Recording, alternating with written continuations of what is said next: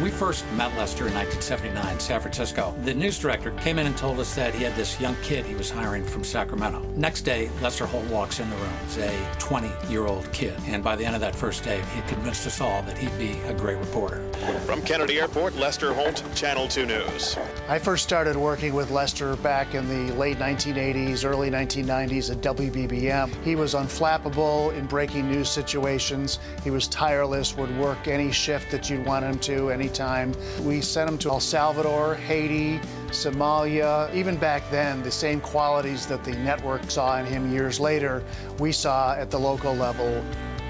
Lester was the anchor on Dayside MSNBC whenever there was breaking news. He was the reliable, solid news presence on MSNBC. And welcome to our ongoing coverage of the unforgettable Decision 2000. I'm Lester Holt.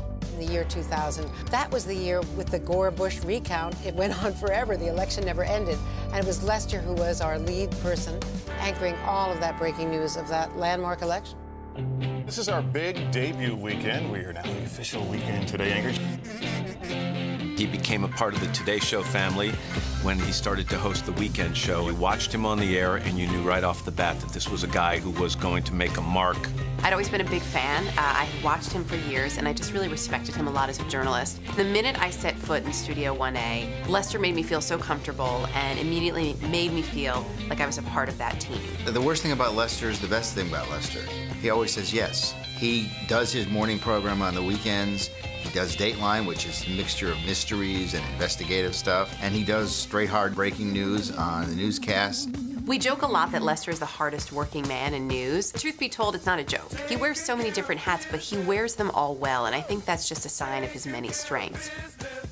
If I had to describe Lester as a journalist, it would be genuine. A big story happens, and he wants to go. He wants to experience what's going on.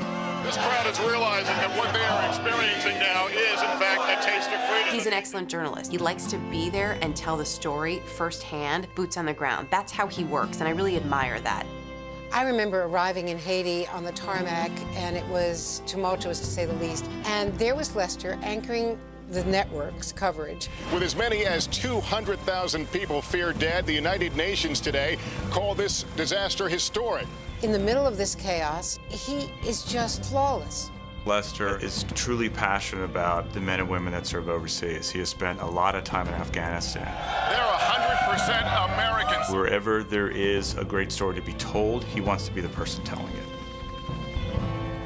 It's been a pleasure and a lot of fun watching Lester's career over the years. He obviously is a pro in every endeavor. If you want to talk about Lester Holt, the first thing you have to say is he is a journalist. And you almost put a period right there. He doesn't wait for someone to bring him the story. He goes there so he can bring it to you. That's a journalist in my book. His breadth of work is phenomenal. He can do anything. Lester, it's my understanding that this award each year goes to someone who has distinguished himself or herself in this field. And so my only comment to the people giving you this award is, what took you so long?